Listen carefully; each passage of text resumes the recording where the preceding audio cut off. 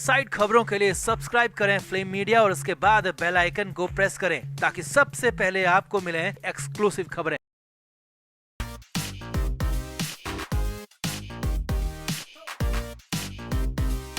उम्मीद की जा रही थी कि हरियाणा और जम्मू कश्मीर के साथ महाराष्ट्र के चुनावों का भी ऐलान होगा, लेकिन महाराष्ट्र में होने वाले त्योहार यानी कि गणेश उत्सव, जन्माष्टमी और दशहरा को लेकर अभी महाराष्ट्र में चुनाव की तारीखों का ऐलान चुनाव आयोग ने नहीं किया है। हालांकि उम्मीद की जा रही कि जल्द से जल्द नई तारीखें आ जाएंगी, घोषित होंगी। अब इस बीच चुनाव की तारीखें आने से ठीक पहले महाराष्ट्र के पूर्व मुख्यमंत्री उद्धव ठाकरे ने अपने गठबंधन यानी कि महाविकास आघाड़ी में अनोखी मांग कर डाली और जिद पर अड़ गए, क्योंकि प्लान बना लिया है कि खुद ही सीएम बनना है। लेकिन इसके लिए चलिए घोड़े वाली ढाई चाल, और इसी ढाई चाल को पूरी तरह से नेस्तनाबूद कर दिया नाना पटोले ने। जी हाँ, ऐसा करारा जवाब उद्धव ठाकरे को मिला कि ठाकरे होश से बाहर हो गए, बेहोश हो गए। दिखाते हैं, बताते हैं आपको सब कुछ क्या है पूरा मामला। आप भी वीडियो को शेयर करें, कमेंट बॉक्स में अपनी राय जरूर दें।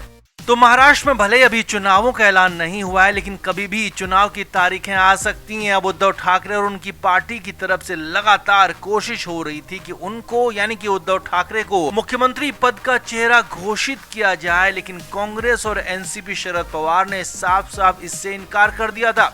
अब उद्धव ठाकरे इस पर पीछे हट नहीं रहे थे, लेकिन इस बीच एक अनोखी चाल यहाँ पर उन्होंने चल दी। जी हाँ, जिसे घोड़े की ढाई चाल कहा जा रहा है। शतरंज के प्यादों की तरह उद्धव ठाकरे कांग्रेस और शरद पवार की पार्टी को चलाने की कोशिश कर रहे थे और खुद उसमें घोड़े की तरह ढाई चाल चल रहे थे, लेकिन खुद ही फंस गए। जी हाँ, असल में अब जब उद्धव ठाकरे को सीएम फेस घोषित नहीं करने पर लगभग बात बन चुकी है, तो ठाकरे नया प्लान लेकर आए और जिद करने लगे। ये प्लान था कि मेरा कुछ नहीं है, मैं अपने लिए कुछ नहीं कह रहा हूं, मैं सबके लिए कह रहा हूं और महाराष्ट्र को बचाने के लिए कह रहा हूं। अब ये सब कुछ क्यों कहा गया वो देखिए। असल में उद्धव ठाकरे ने कांग्रेस और शरद पवार की पार्टी को मैसेज भिजवाया कि आपने मुझे सीएम फेस बनाने से इनकार कर दिया है, ठीक है, लेकिन किसी और को तो सीएम फेस बना लो। जी हाँ, ये बड़ी बात यहाँ पर कह दी। उद्धव ठाकरे ने कहा कि किसी को भी महाविकास आघाड़ी से सीएम फेस बना लो, मैं उसका समर्थन करूंगा, मेरी पार्टी उसको समर्थन करेगी। प्लान अच्छा नहीं है। इस प्लान में हमारी सहयोगी पार्टियां ही एक दूसरे के कैंडिडेट को हराने में लग सकती हैं, और इसीलिए ठाकरे ने कहा कि चुनाव हमें मिलकर लड़ना है, इसीलिए सीएम फेस पहले से घोषित किया जाए, चुनाव के बाद का इसके लिए इंतजार ना किया जाए, और जो भी सीएम का चेहरा होगा मैं उसका समर्थन करूंगा। ये कोई भी हो सकता है और तीनों में से किसी भी पार्टी से हो सकता है। अब ये अनोखी डिमांड तो उद्धव ठाकरे ने कर दी, साथ में तर्क भी दे दिया कि वो ऐसा क्यों चाहते हैं, क्योंकि वो कह रहे हैं कि वो मैं अपने लिए नहीं मांग रहा हूं बल्कि सबके लिए मांग कर रहा हूं। मगर उद्धव ठाकरे के इस प्लान को नाना पटोले और कांग्रेस अच्छी तरह से समझ गए और इसीलिए तो सिरे से खारिज कर दिया। जी हाँ, नाना पटोले ने साफ साफ कहा कि उद्धव ठाकरे किसी और के कंधे पर बंदूक रखकर खुद के लिए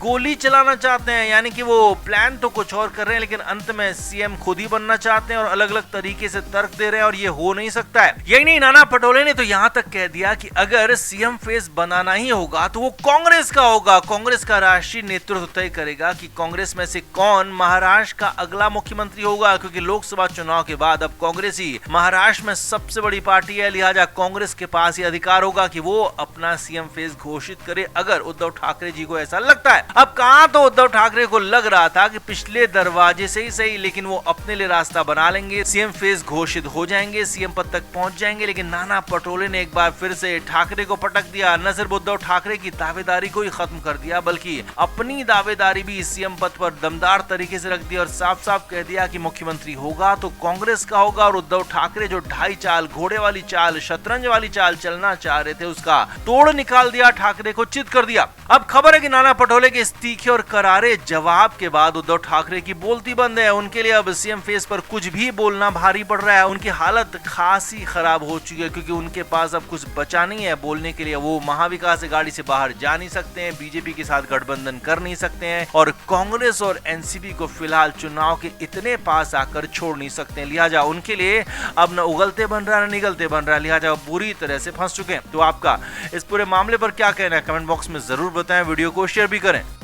तो महाराष्ट्र की सियासत में एक बार फिर से उबाल, एक बार फिर से मुंबई में बवाल है, क्योंकि संजय राउत पर नाना पटोले भड़क गए, फट पड़े और वो सब कुछ बोल दिया जो आज तक संजय राउत को शायद ही किसी ने बोला हो। असल में शुरुआत संजय राउत की ही तरफ से भी, मामला उसके बाद ही बिगड़ा। संजय राउत ने मंगलवार को कहा कि महाराष्ट्र में उद्धव ठाकरे 2 सरकार बनने जा रही है, महाविकास अघाड़ी की सरकार बनेगी, महायुति दूर दूर तक दिख नहीं रही है। संजय राउत ने कहा कि सारे के सारे सर्वे में महायुति की सरकार जाती हुई दिख रही है, महाविकास अघाड़ी की सरकार बनती हुई दिख रही है, लेकिन हमें किसी सर्वे की जरूरत नहीं है। अब ये सब कुछ तो ठीक था, मगर इसके बाद संजय राउत ने कह दिया कि उद्धव ठाकरे एक बार फिर से महाराष्ट्र के मुख्यमंत्री बनेंगे। संजय राउत ने कहा कि उद्धव ठाकरे को मुख्यमंत्री बनने से कोई रोक नहीं सकता और ये होकर रहेगा। अब मामला सिर्फ इतना नहीं है, क्योंकि कुछ दिन पहले जब उद्धव ठाकरे दिल्ली दौरे पर गए थे तो कांग्रेस ने उद्धव ठाकरे के सीएम फेस पर चुनाव लड़ने से साफ इनकार कर दिया था और उद्धव ठाकरे ने भी मीडिया के सामने कहा था कि अगर उनके गठबंधन को लगेगा तो ही वो सीएम फेस होंगे और सब कुछ गठबंधन पर छोड़ा था, यानी कि गठबंधन को ही फैसला करना था कि उद्धव ठाकरे अगले सीएम फेस होंगे या नहीं होंगे। उद्धव ठाकरे ने खुद इस बात को कहा था और अपना दावा छोड़ दिया था, लेकिन संजय राउत तो बड़ बोले हैं, एक कदम आगे निकल के उद्धव ठाकरे से आगे पहुंच गए और बहुत ज्यादा बोल दिया। महाराष्ट्र में अगले मुख्यमंत्री उद्धव ठाकरे ही बनेंगे, इसका ऐलान कर दिया। अब इसके बाद तो नाना पटोले भड़क गए मीडिया के सामने। जब नाना पटोले आए और उनसे सवाल किया गया कि संजय राउत ने कहा है कि महाराष्ट्र के अगले मुख्यमंत्री उद्धव ठाकरे होंगे, सीएम फेस होंगे और महाविकास अघाड़ी के नेता भी उद्धव ठाकरे होंगे, तो इस पर नाना पटोले बेहद ज्यादा नाराज हो गए। जी हाँ, कांग्रेस के प्रदेश अध्यक्ष नाना पटोले ने उल्टा मीडिया वालों से ही पूछ लिया कि क्या ये बयान मैंने दिया है, यानी कि कांग्रेस के प्रदेश अध्यक्ष ने दिया है, तो जवाब मिला नहीं।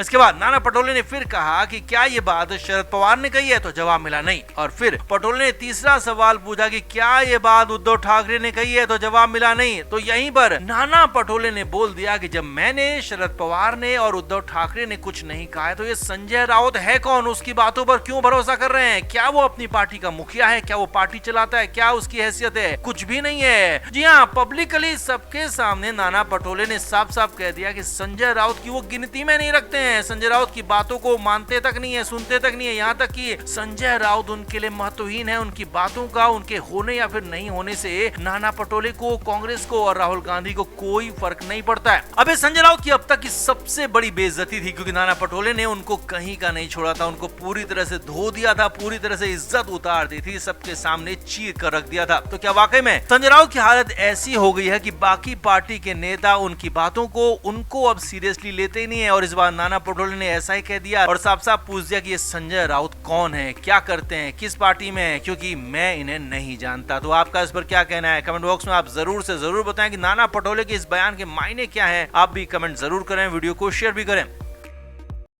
फिल्मी इंडिया रिपोर्ट।